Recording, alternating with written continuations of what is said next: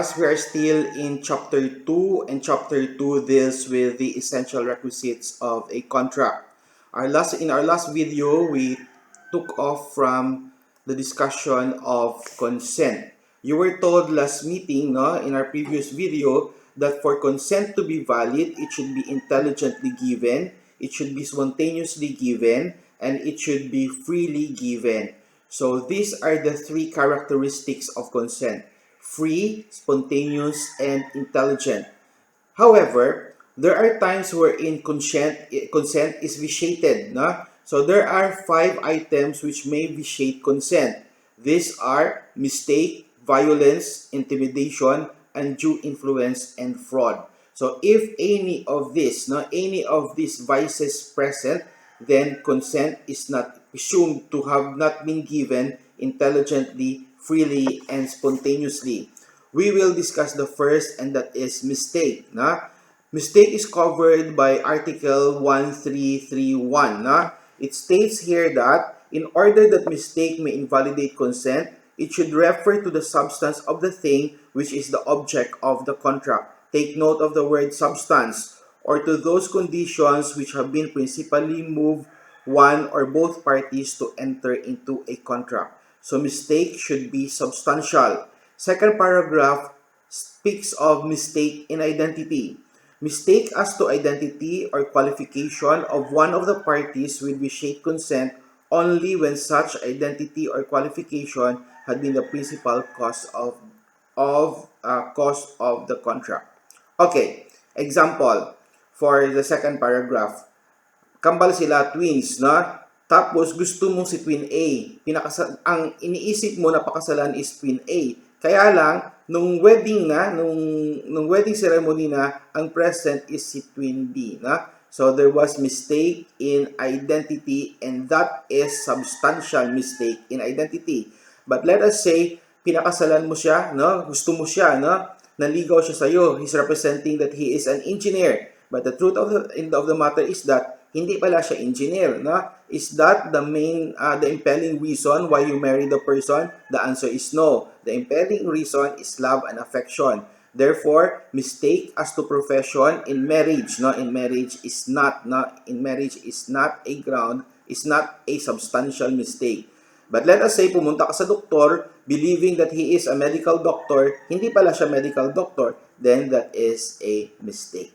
Okay? A simple mistake of account shall give rise to correction only.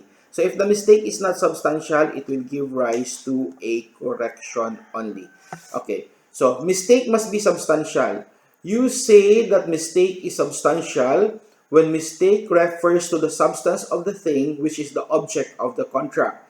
Nagbenta ka, the representation was that it's a diamond ring, na? You believe that it is a diamond ring, puwet pala siya ng baso. So there was mistake, na?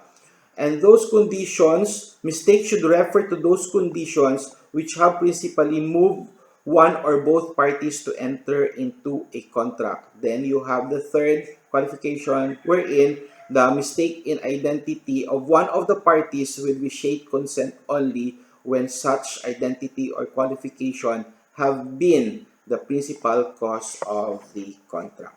So that is the first, no? That is the first vitiation of consent, mistake. Mistake may either be mistake of fact or mistake of law. You read your book to determine the difference between mistake of fact and mistake of law. Okay? Now, let us go to the second, item that may vitiate consent. Okay? Violence.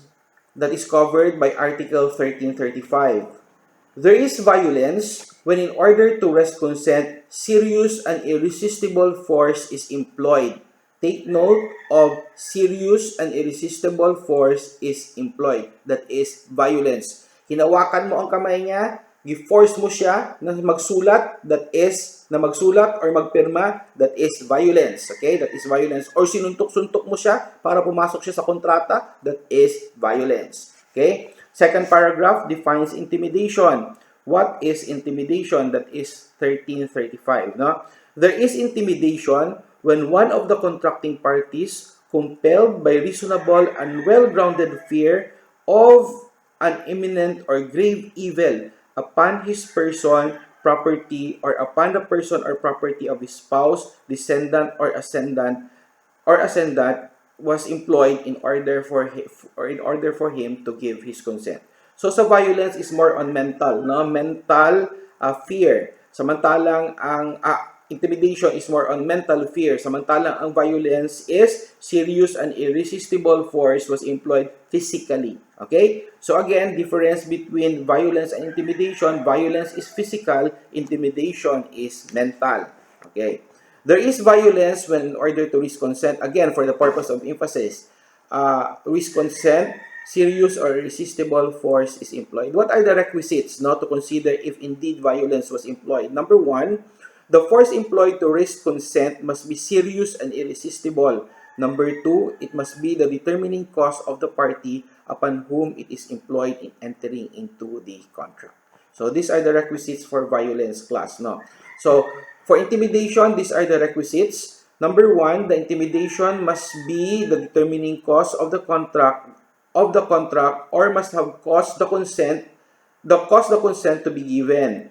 That the threatened act must be unjust and unlawful. Pero pag sabihin mo, sige, pag hindi mo ito pirmahan, filean kita ng kaso. That is lawful, no? That is a lawful intimidation. Pero pag sinabi mo, pag hindi mo ito pirmahan, sunugin ko ang bahay mo. No? That is an intimidation that is unlawful. No? It must be serious and real and produces a well-grounded fear that the party so telling you is really capable of doing it. Okay? So we have studied mistake, we have studied violence, we studied intimidation. Now, let us go to undue influence. What is undue influence? Undue influence is covered by Article 1337. There is undue influence when a person takes improper advantage of power or over the will of the other, depriving the latter the reason, freedom of choice. And the following circumstances shall be considered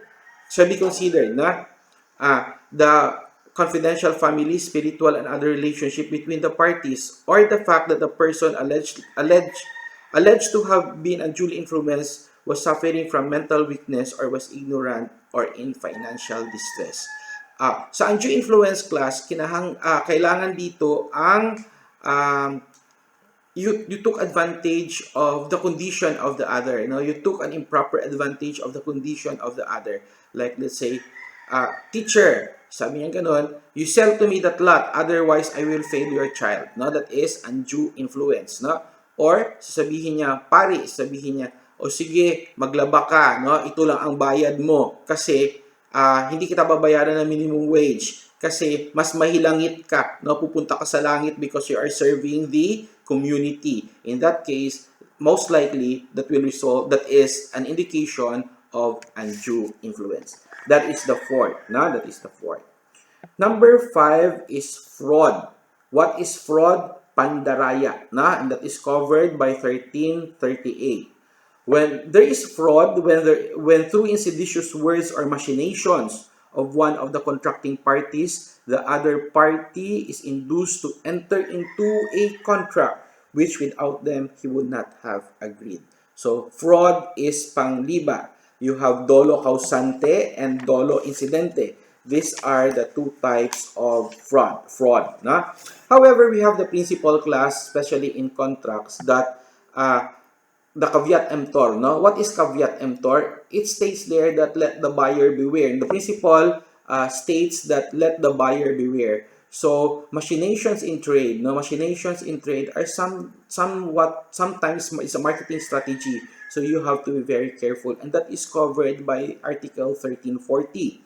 The usual exaggeration in trade when the other party had the opportunity to know the facts are not in themselves fraudulent. Caveat emptor. These are marketing strategies, so let the buyer beware.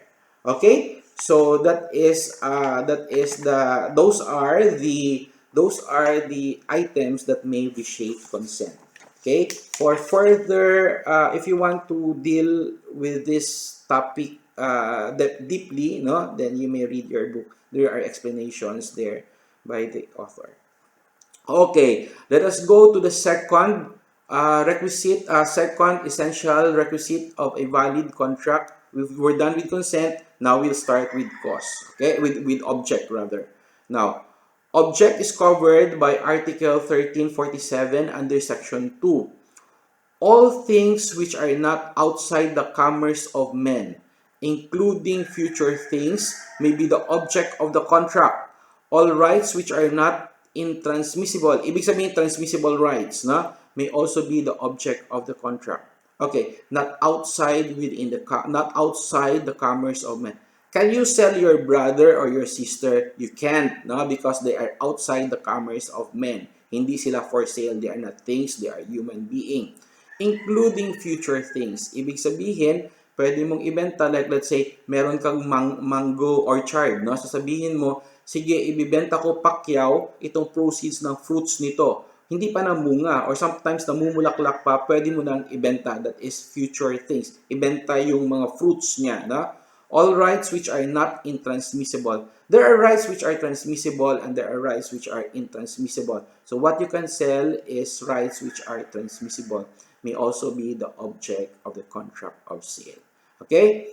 No contract may be entered into upon future inheritance except in cases authorized by law. Like let us say, sasabihin mo, itong bahay, solong anak ako, itong bahay na ito pagmamay-ari ng parents ko, no? Pag namatay sila kasi matatanda na sila, magiging akin to. So let us execute a deed of sale now. Can you do that? No, you can't, na? Because that is future inheritance. Chances are, baka buhay pang parents mo, nakitang balasubas ka, then they're going to sell the house. Wala kang mamanahin, na?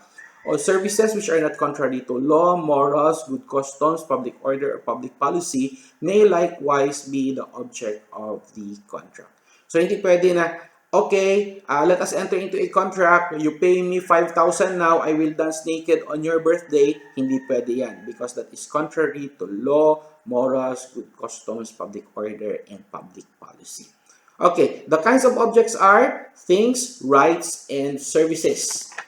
Now, let us go to the third essential requisite of a valid contract. You have consent. We're done with consent. No? Then you have object. Then you have cost. The cost of the contract that is covered by 1350. In onerous contract, no, ibig sabihin, something is expected in return. The cost is understood to be for each contracting party, the prestation or promise of the thing or service by the other. Okay, so that is onerous, no? The thing or service of the other. I will wash your clothes, you pay me 1,000, no? For the entire one basket of clothes. Pwede yan siya. What is the object? Object service, no? I will wash your laundry, no? What is the cost? Because of the 1,000 that you're going to pay me, no? In remuneratory ones, the services or benefit which is remunerated and in contract of pure beneficence, the mere liberality of the benefactor. So, the contract may be onerous or gratuitous, class, no? Sa gratuitous, ano ang cost nito, sir? Ang cost sa gratuitous is your love and affection. Okay? While in onerous, it's the thing that you will be getting. Okay, that settles before we leave, no? The cost is different from motive, no? The cost is different from motive. Like let us say, we will enter into a contract. You wash my laundry, no? You wash my laundry and I will pay you 1,000, no? Okay, that is the cost is the 1,000 that you're going to pay that person. But what is your motive of paying that 1,000? The good motive maybe is that ay para may mapakain siya sa pamilya mo, sa pamilya niya, no? The bad motive is that ay oo para ma-debase siya masyado para sabihin bayaran siya ng pera. Okay? So that is the difference between cause and motive. I think we're good with chapter 2. Next chapter we will discuss 3. Chapter 3 deals with the different forms of contract. Have a good morning, class.